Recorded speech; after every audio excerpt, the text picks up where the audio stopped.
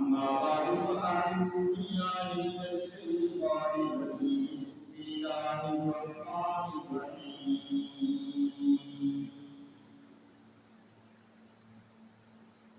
محمد رسول الله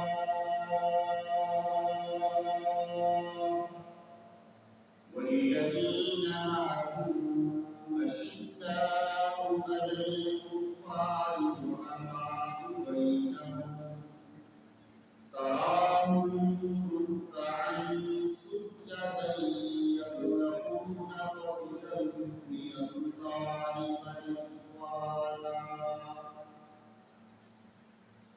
سيماهم في وجوههم من أثر السجود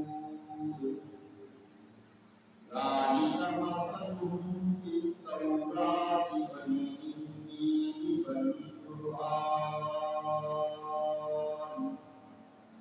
صدق الله العظيم وصدق رسوله النبي الكريم ونحن على ذلك من الشاهدين والشاكرين والحمد لله رب العالمين.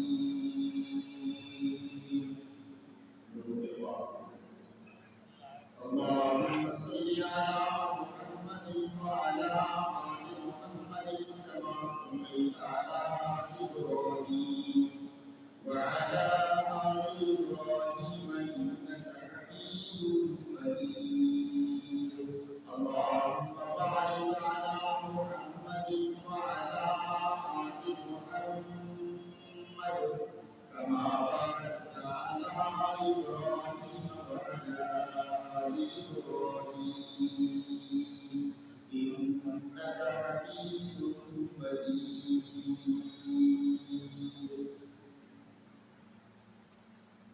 والدین کرام بزرگوں، دوستوں، نوجوان بھائیوں، قرآن مجید فرقان حمید کی ایک مشہور معروف آیت جو عمومی طور پہ خطبات جمعہ میں ائمہ علماء پڑھتے ہیں، یہ آیت جس میں اللہ کے پیغمبر صلی اللہ علیہ وسلم کا خیر اور مبارک ہے، اور ساتھ میں اللہ کے رسول صلی اللہ علیہ وسلم کے ساتھ میں مراد صحابہ ہیں، ان کی خوبیاں بیان کی، ان کی صفات بیان کی، ان کی اچھائیاں بیان کی۔ دیکھیے، بعض اوقات خطبہ جمعہ کے لیے جب میں موضوع کا تعین کرتا ہوں تو اس میں بہت غور و فکر کرتا ہوں، سوچتا ہوں، خیال رکھتا ہوں، اور اس میں پیش نظر دو تین باتیں، ایک تو اپنے سامعین کو، احباب کو، دوستوں کو اللہ کے دین سے اور اللہ کے دین کی تعلیم سے آگاہ کرنا ہوتا ہے، اور دوسرا اس تعلیم کو، اسلام کی تعلیم کو، اللہ کے پیغمبر صلی اللہ علیہ وسلم کی زندگی کی تعلیم کو، آپ کی سیرت کو، اس ہسٹری کو آج کے موجودہ حالات اور واقعات اپنے لیے بھی اور اپنے سامعین کے لیے بھی اس کے اندر کیا سبق ہے، یہ پہلو پیش نظر رکھتا ہے۔ اور تیسری اہم اور بڑی چیز وہ اللہ کے دین کی تبلیغ ہے، اللہ کے دین کی ترغیب ہے، اللہ کے دین کی نصیحت ہے، جو اللہ رب العزت نے اپنے پیغمبر کے ذریعے رہتی دنیا تک کے لیے مثال کے طور پر چھوڑ دی۔ اور گزشتہ طویل عرصے ہماری کوشش یہ رہی ہے کہ وہ تو لگی بندی باتیں، لگے بندے واقعات، لگے بندے الفاظ، لگے بندے معاملات وہ سنانے کی بجائے قرآن و سنت کی روشنی میں دین کے مختلف پہلوؤں پر کوئی نئی بات اپنے سامنے کو لگائی. لیکن ہمارے یہاں یہ بڑی بدقسمتی ہے اور عجیب بات یہ کہ یہ بدقسمتی صرف ہمارے یہاں نہیں بلکہ حرم شریف پر ہمارے مسلمانوں کا طرز عمل یہی ہے کہ لوگ جمعے کی نماز کے اندر اس وقت یا جمعے کی ادائیگی یا جمعہ پڑھنے کے لیے اس وقت آتے ہیں جب بالکل آخری وقت آ جاتا ہے اور جب یہ اعلان ہو جاتا ہے کہ اب ہو گیا بیٹھے رہے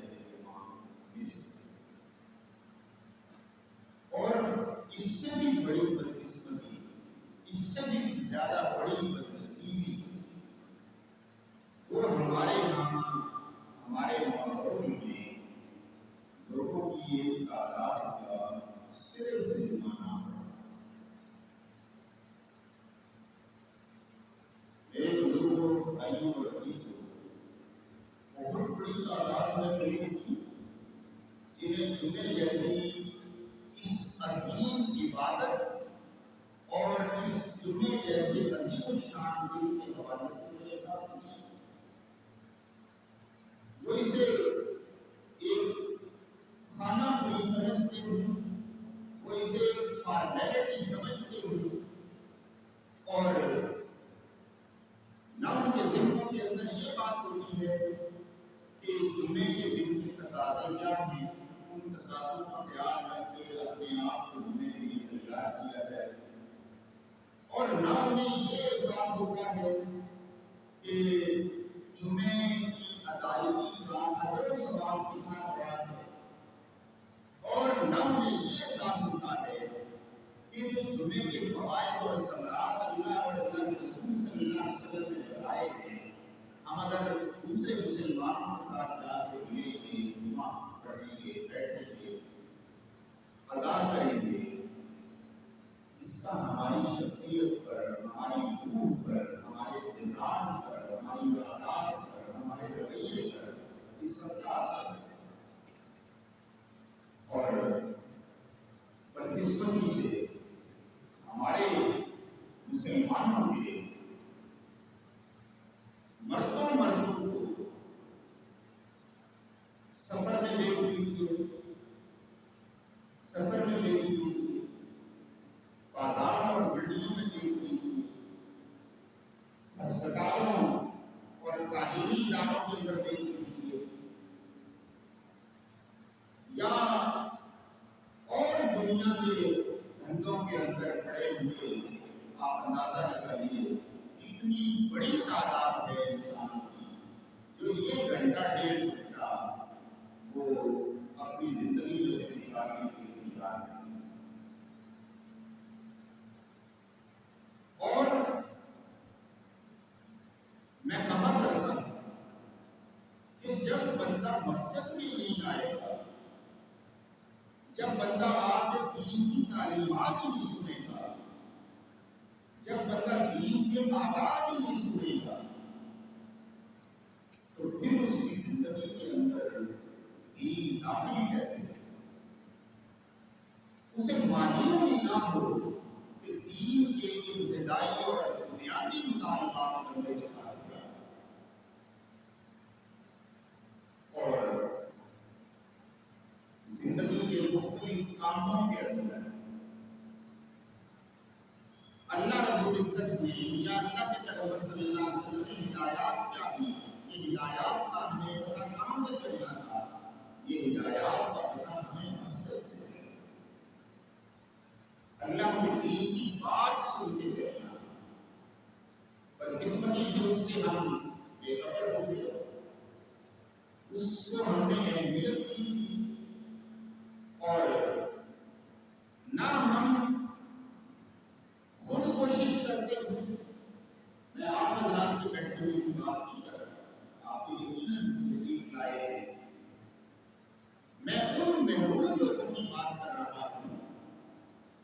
بڑی تعداد میں اپنی صرف مسجد رحمانیہ کی بات کی، پورے ٹیکا شہر کے اندر، پورے ضلع کے اندر، پورے پنجاب کے اندر، پورے ملک اور پوری دنیا کے اندر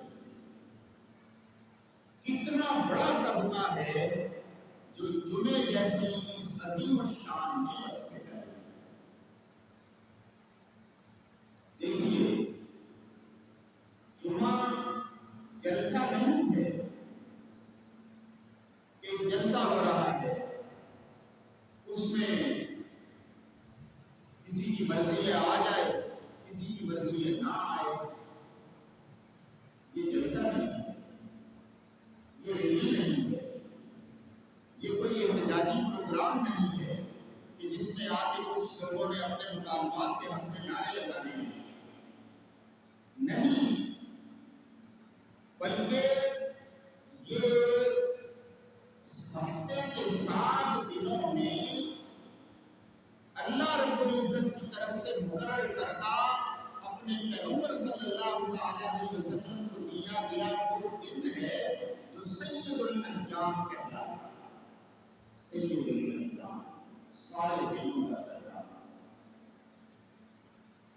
عیسائیوں کو سنڈے اتوار، یہودیوں کو سیٹرڈے سینچر کا دن، ہفتہ یوم السبت۔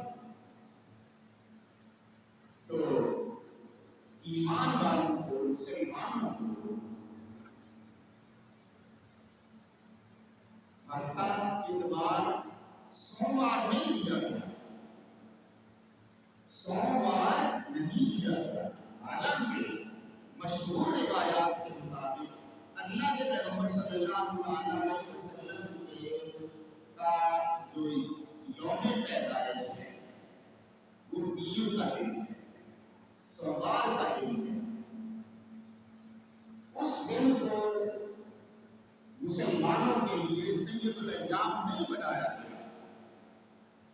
سید الایام ان دونوں دنوں سے پیچھے ہٹ کے جمعہ المبارک کا دن، اسے سید الایام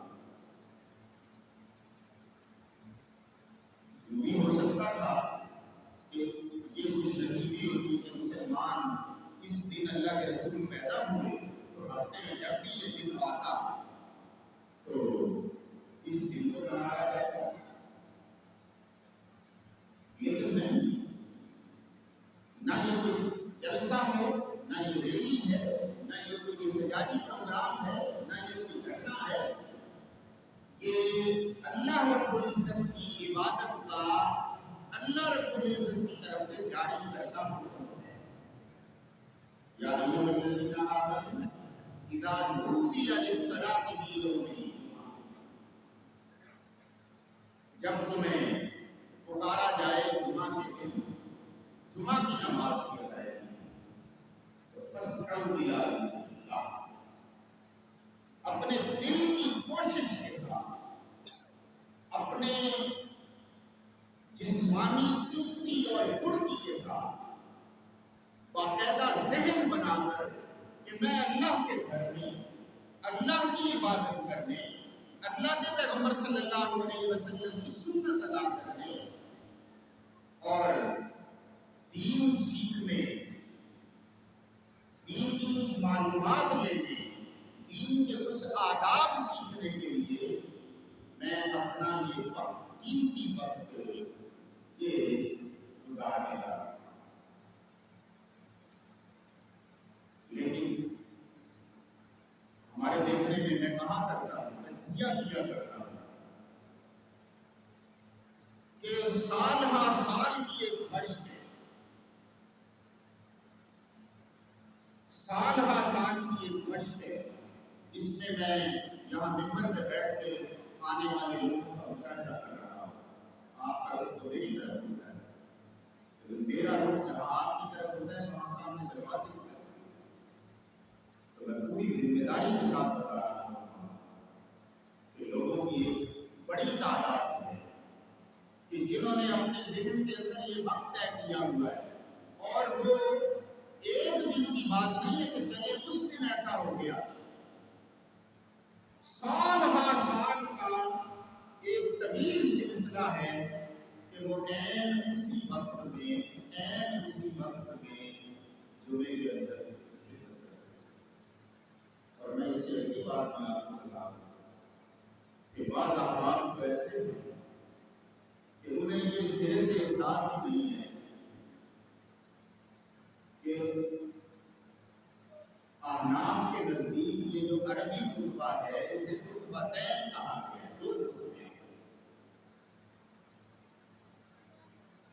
میں ذاتی طور پہ اپنی تحقیق کے مطابق یہ جو تقریر ہے اسے میں جمعہ کا حصہ خیال کرتا ہوں، تقریر کے سننے کو جمعے کی نماز کی ادائیگی کا حصہ سمجھتا ہوں۔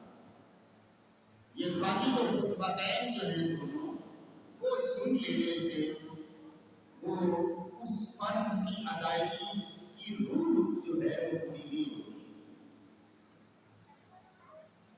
تو میں بات یہ بتا رہا ہوں کہ بہت سے لوگ ایسے بھی ہیں جنہیں میں سال سے دیکھ رہا ہوں کہ وہ دوسری جگہ کے پیچھے جب سلام پھیرتا ہے تو نہ انہوں نے چھوڑ دیجیے اس تقریر والی بات، چھوڑ دیجیے تقریر والی بات، انہوں نے وہ عربی خطبے نہیں سنے، اور وہ عربی خطبے دراصل دو رکعتوں کے قائم مقام۔ یہ جو جمعے والے دن ہم فرضوں کی دو رکعتیں ادا کرتے ہیں اور عام دنوں کے اندر یہی نماز ظہر کی صورت میں ہم 4 رکعتیں ادا کرتے ہیں، تو اس دن کیا تکلیف تھی؟ اس دن ہونا تو یہ چاہیے تھا کہ 4 کی بجائے 8 کر دی جاتی، کہ دن مقرر کر دیا گیا، بندے زیادہ آتے ہیں، زیادہ لوگ مل کے زیادہ عبادت کریں، لیکن الٹ کام کیا گیا، 4 کو بھی 2 کر دیا گیا، 2 فرض۔ لیکن دوسری طرف یہ جو خطبہ سننا ہے یہ ان 2 فرضوں کے قائم مقام ہے، اور اس کا اجر، اس خطبہ کے سننے کا اجر اسی طرح موجود اور مقرر ہے جس طرح نماز کی ادائیگی کا اجر اور ثواب مقرر ہے۔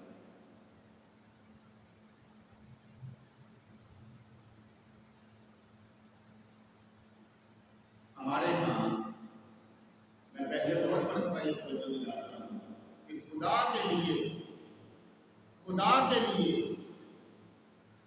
اپنے بچوں کو تلقین اور نصیحت کیجیے اور انہیں یہ احساس اور شعور دیجیے کہ جمعے کی ادائیگی کا مطلب جمعہ پورے اہتمام کے ساتھ ادا کرنا ہے۔ اگر یہ اہتمام جمعے کے لیے نہیں کیا گیا تو جمعے کی روح سے ہی بندہ سرشار نہیں ہو سکتا، جو روح دراصل جو اللہ اور اللہ کے حبیب صلی اللہ علیہ وسلم اپنے بندوں کے اور اپنی امتیوں کے دل کے اندر جو بات اتارنا چاہتے ہیں وہ اتر ہی نہیں سکتی، اس کا حق ہی نہیں ادا ہو سکتا۔ اور دیکھیے ہمارے یہاں جو کچھ حکومتوں کے طریقہ کار ہیں، طرز عمل ہیں،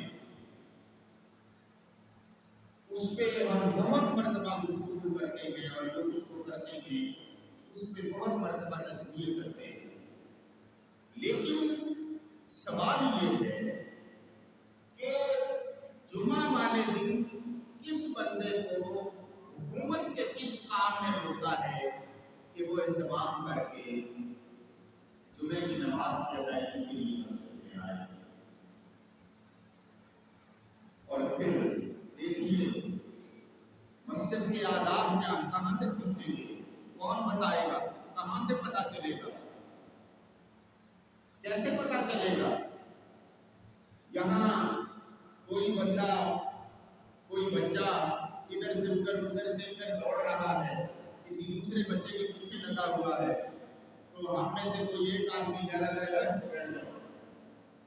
چوری کر کے۔ اس بات کا ہمیں پتہ ہے، لیکن ہم تو اتنے بڑے عمروں کے لوگ ہو گئے ہیں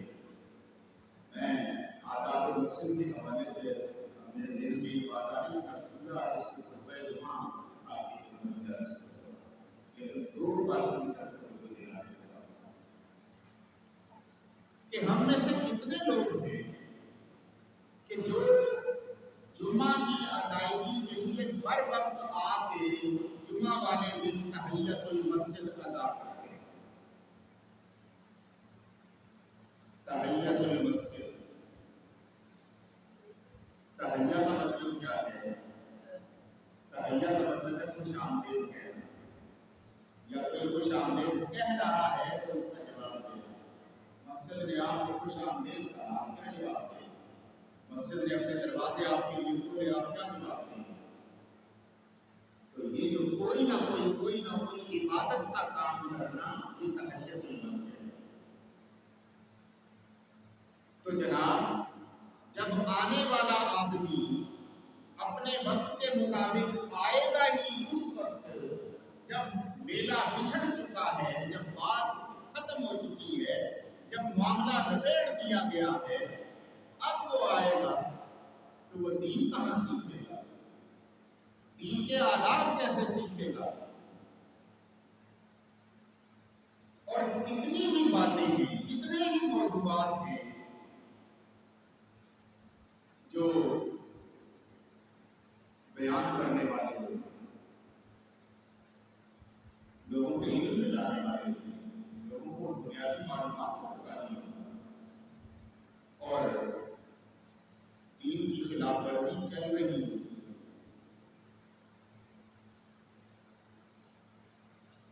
دیکھیے ہر چیز کا ایک ادب اللہ کے رسول صلی اللہ علیہ وسلم اور خود رب تعالیٰ نے بیان کیا. وہ آداب کہاں سے سیکھیں؟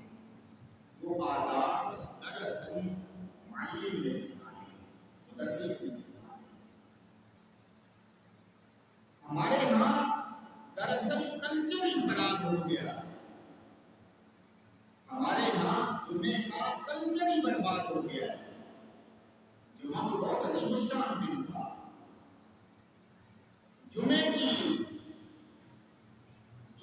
ایک سنت، بے شمار سنتوں میں سے ایک سنت جمعہ والے دن سورہ الکہف کی تلاوت کرنا. یہ سنت جمعہ والے دن سورہ الکہف کی تلاوت کرنا. اللہ کے پیغمبر صلی اللہ علیہ وسلم نے ارشاد فرمایا کہ جو شخص جمعہ والے دن سورہ الکہف کی تلاوت کرتا ہے، اللہ تعالیٰ آنے والے جمعے تک اس کی زندگی کے گناہ معاف کرتا ہے.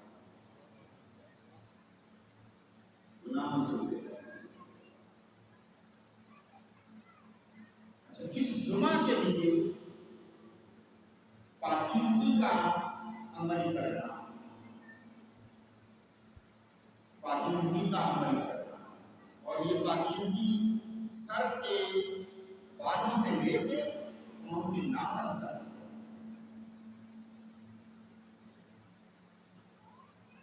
پاکیزگی کا اہتمام. میرے بھائیوں، میرے بزرگوں، میرے دوستوں، جب کوئی شخص وقت پہ آئے گا ہی نہیں،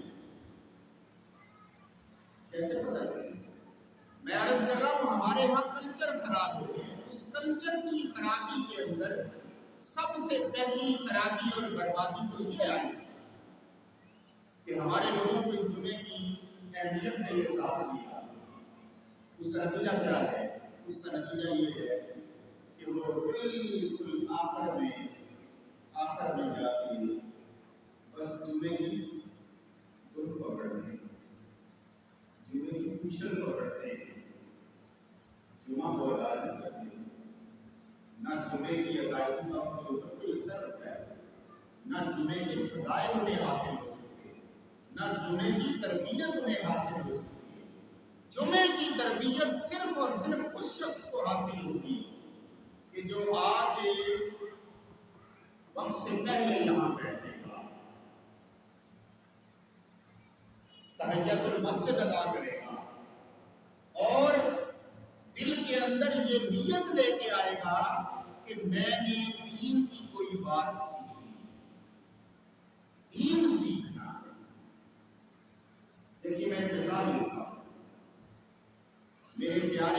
صلی اللہ علیہ وسلم نے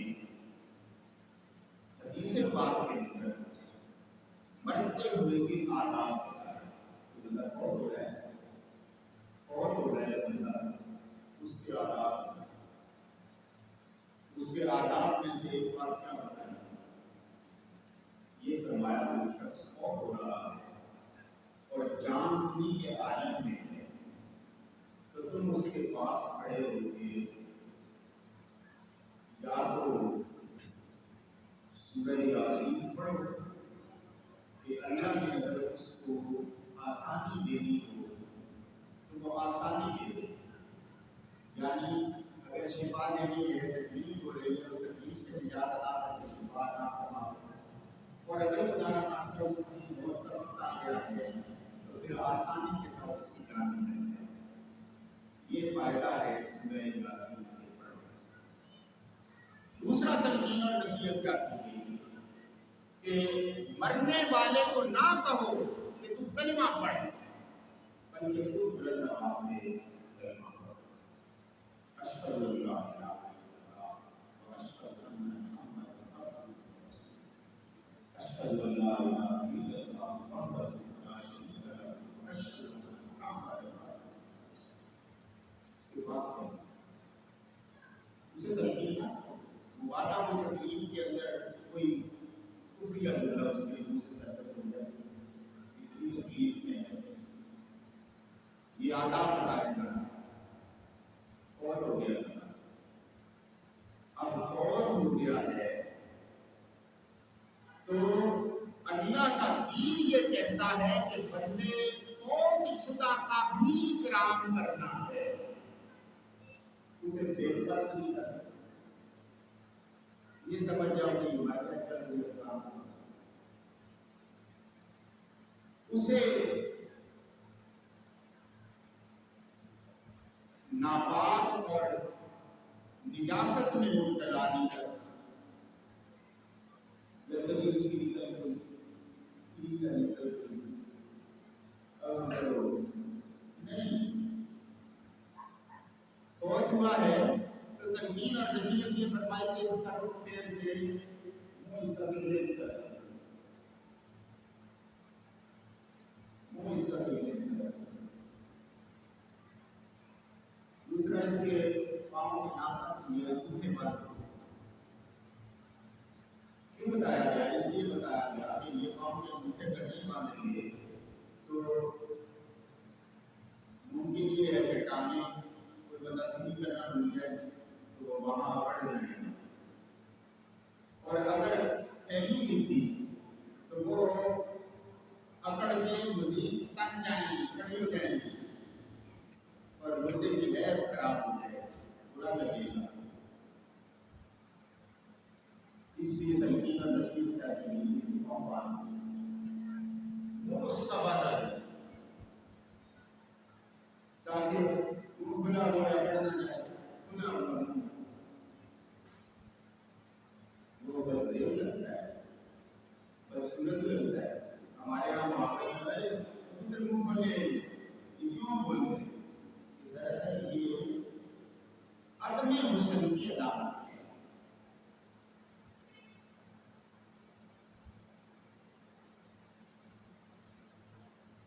منہ باندھ دیا جائے، منہ قبلہ رخ کیا جائے، پاؤں سیدھے کر کے پاؤں باندھے جائیں، ہاتھ اس کے سیدھے کر کے. یہ آداب کہاں سے سیکھنے ہیں؟ وہ جب میں عرض کر رہا ہوں کہ ہمارا کلچر خراب ہو گیا ہے، ہمارا کلچر، اس کی خرابی کا پہلا حصہ تو یہ ہے کہ لوگ جمعے سے بے نیاز ہیں. نوجوانوں میں، لڑکوں میں، بچوں میں انہیں یہ شوق نہیں ہے کہ ہم کوئی چیز جا کے سیکھیں. اسلامیات کا مضمون ان کو اسکولوں کے اندر پیریڈ کی شکل میں پڑھایا جاتا ہے اور وہ پڑھتے ہیں استاد کے ڈنڈے کے ڈر سے، امتحان میں نمبر لینے کے چکر میں دین سیکھنے کے لیے نہیں پڑھتے. سیکھنے کی اور نہ دین سیکھنے کے لیے جمعے کے اندر حاضر ہوتے ہیں کہ ہم جاتے دین سیکھیں. ایک تو یہ حصہ لوگوں کی طرف سے.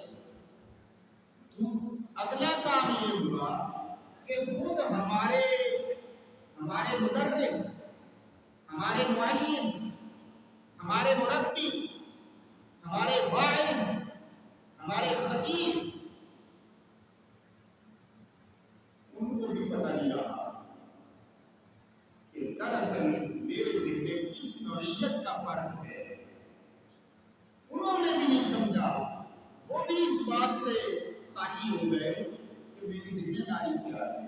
مجھے اللہ نے علم دیا ہے تو میرے ذمے سب سے پہلا کام اس علم کو آگے منتقل کرنا ہے. اور پھر اس علم کا تقاضا یہ ہے کہ پوری سنجیدگی اور متانت سے سکھایا اور سمجھایا ہے. یہاں تو جناب صرف دلائل ایک دوسرے کو نیچا دکھانے کے، ایک دوسرے کو غلط ثابت کرنے کے،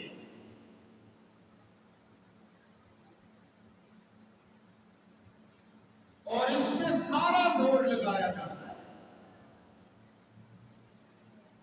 معذرت کے ساتھ ہمارے اہل حدیث دوست ہیں تو وہ بھاگ کے حوالے دیں گے، جناب بخاری شریف میں یہ آیا ہے، ترمذی میں یہ آیا ہے، مسلم شریف میں یہ آیا ہے، ابو داؤد میں یہ آیا ہے، ابن ماجہ میں یہ آیا ہے، اور 3-4 باتوں کے علاوہ دین کی کوئی بات ہمیں بیان نہیں. ایک بندہ نماز پڑھ رہا ہے، سب سے پہلے اس کی نماز کو بتانا چاہے میری نماز نہیں، اور وہ پڑھتے ہی نہیں ہے بندے، سرے سے بندے پڑھتے نہیں ہیں اور آپ فتویٰ لگا کے تیری نماز نہیں ہوئی. جناب جو ہمارے دل نہیں کرتا نماز نہیں ہوئی. سارا زور اس پہ، سارا دین اس پہ. ہاتھ آپ نے کہاں باندھے؟ سینے پہ باندھے، سینے سے نیچے باندھے، مزید نیچے باندھے، ناف پہ باندھے، کم تسرہ ناف سے نیچے باندھے. جھگڑا یہ ہے جبکہ اللہ پاک یہ دیکھتا ہے کہ میرا بندہ میرے سامنے حاضر ہوا کہ نہیں ہوا. تو ایک بندہ وہ ہے جو سرے سے آ ہی نہیں رہا مسجد میں اور آپ اس کو نکال رہے ہیں. ایک تو دنیا پڑھتی نہیں ہے، جو پڑھ رہا ہے اس کو بھی آپ کو تیری ہوئی نہیں. شبوہ و شبہات لوگوں کے ذہن میں. تو ہمارے واعظ نے یہ کام کیا کہ لوگوں کو دین سکھانے کی بجائے فرقہ واریت سکھایا. اس کے پلے یہی کچھ ہے، اس نے پڑھا یہی کچھ ہے، نہ اس کو کسی اور بات کا، نہ کسی مسائل کا، نہ یہ معلوم ہے اسے کہ دین جو ہے وہ صرف میرے تک نہیں ہے بلکہ یہ تو آفاقی دین ہے جو پوری کائنات کے انسانوں کا دین ہے. اور دوسری طرف کیا ہوا کہ ہمارے ریلوی دوستوں نے وہ صرف نور بشر اور حاضر ناظر اور فلاں اور فلاں اور فلاں اور فلاں، اس کے علاوہ ان کے پاس کہنے کے لیے کوئی چیز نہیں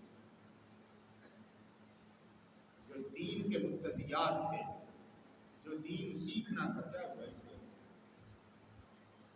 جو دین بتانا تھا وہ بدقسمتی سے نہ خود کو پتا ہے، خود کو جتنا پتا ہے وہ ان مسائل کے گر جائے گا، اور اختلافی مسائل کے علاوہ ان کے پاس کہنے کے لیے کچھ نہیں.